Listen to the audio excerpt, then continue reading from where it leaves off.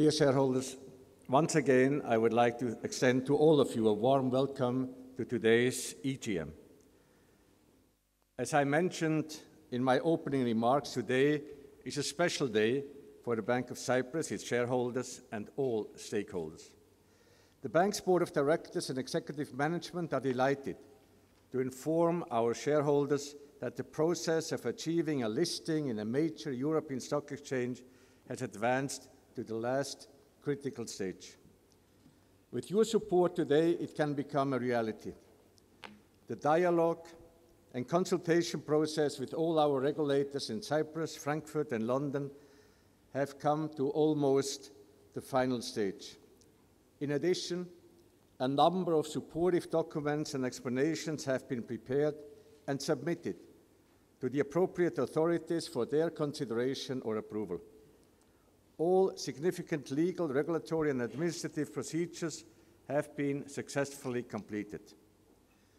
We are before you today to brief you on the results and to seek your support. You hold the key to the way forward. All major issues are summarized in the shareholder circular and the notice of the EGM already made available to you. The circular explains in detail the proposed restructuring of the ownership structure of the Bank of Cyprus Group. This fundamental change is to be achieved through a scheme of arrangement in line with the Cyprus Companies Law and the exchange of existing shares for new shares in the proposed holding company, Bank of Cyprus Holdings Public Limited Company, Bank of Cyprus Holdings. With your support, this change is to be effected through the adoption of one ordinary resolution and one special resolution by today's shareholders' meeting, with a majority of at least 50% and 75% of all votes cast, respectively. The purpose of the change in the ownership structure is simply to make the Bank of Cyprus Group eligible for inclusion in the FTSE UK Index Series, which will likely boost further both the liquidity and visibility of the bank. A FTSE UK Index Series inclusion necessitates the establishment of a new holding company, Bank of Cyprus Holdings, in a FTSE-eligible jurisdiction.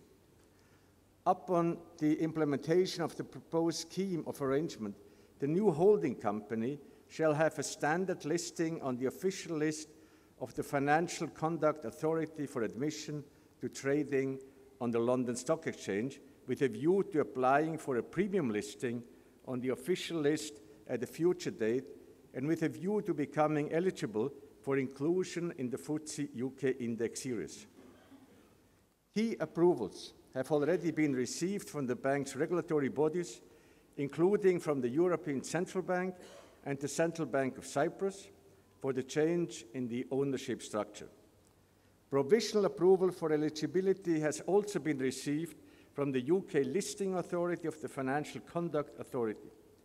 In addition, an investor prospectus for the trading of the new shares and the related depository interest has been approved by the Cyprus Securities and Exchange Commission and is available on the bank's website.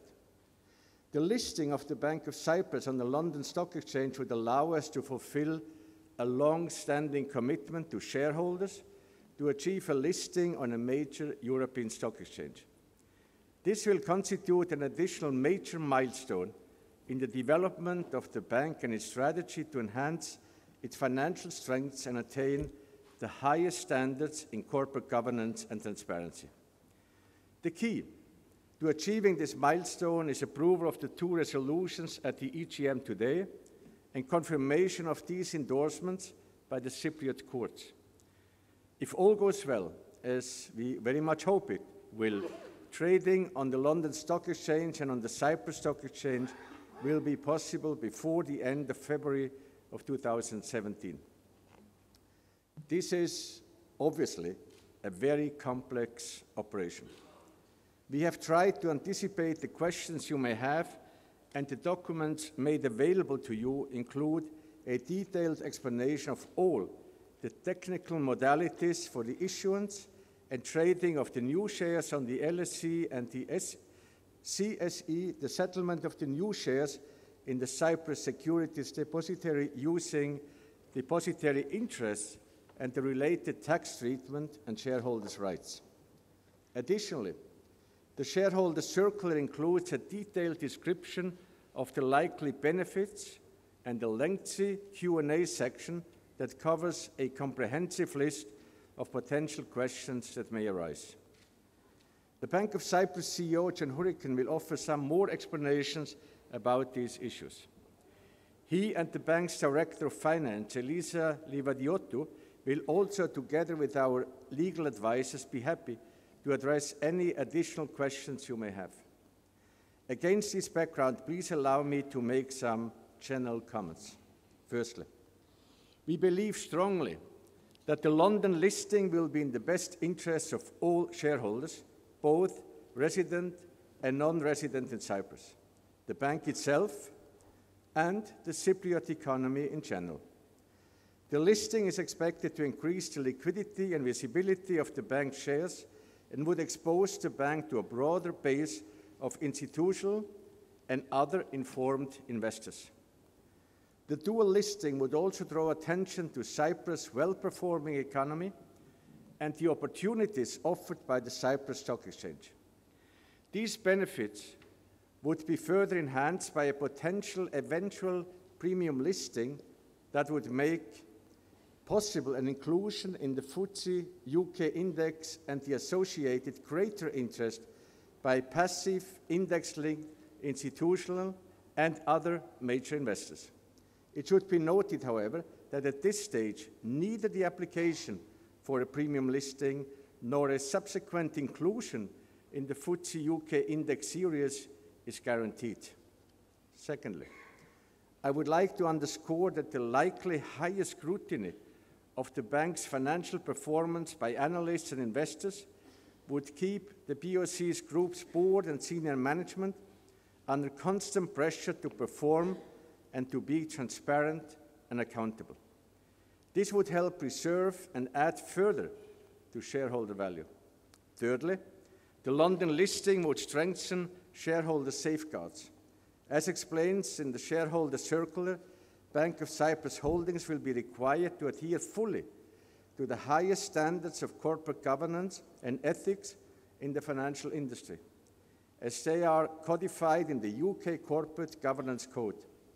I'm very pleased to note that the bank has already achieved full compliance with all these corporate governance requirements. In addition, Bank of Cyprus Holdings will be required to comply, as the bank currently does, with the requirements of the CSE laws and regulations, including the CSE's Corporate Governance Code and with Cyprus law on insider dealing and market manipulation, the so-called market abuse law. Moreover, as regards the jurisdiction for takeover laws, Bank of Cyprus Holdings, as a public limited liability company incorporated in Ireland with securities to be admitted to trading on the LSE and the CSE, intends to notify the Cyprus Securities Exchange Commission that the Commission will be its main takeover regulator. Therefore, Bank of Cyprus Holdings will be subject to the provisions of both the Cyprus Takeover Bids Law and the Irish takeover rules, both of which will apply to any offers made to Bank of Cyprus Holdings shareholders to acquire their shares. Furthermore, as a regulated bank group, anyone intending to acquire 10% or more in Bank of Cyprus Holdings would be required to seek and obtain the prior approval of the Central Bank of Cyprus and the European Central Bank. This requirement is further reinforced by the Articles of Association of Bank of Cyprus Holdings, which will require the suspension of voting rights for anyone who does not comply with this regulatory requirement. As a result, Cyprus and the bank's regulators would retain the legal safeguards on any potential major change of ownership of the Bank of Cyprus. As an additional safeguard of shareholders' rights, the Articles of Association of the Bank of Cyprus Holdings have been changed to include a prohibition on the disposal of the bank without first obtaining the approval of shareholders in a general meeting. Dear shareholders, as you can well imagine, a lot of hard work has been done over the past year, at least to reach this stage and make it possible for shareholders to consider the option of a dual listing in the London and Cyprus stock exchanges. This work has been carried out successfully by the Investor Relations Department, the Group Finance and other sections of the Finance Division, and by the bank's Legal Department, under the general guidance and direction of the Finance Director, Elisa Livadiottou, and her predecessor, Chris Patsalidis, and the CEO, John Hurricane. The staff team has very ably been supported and assisted by our external legal and financial advisors.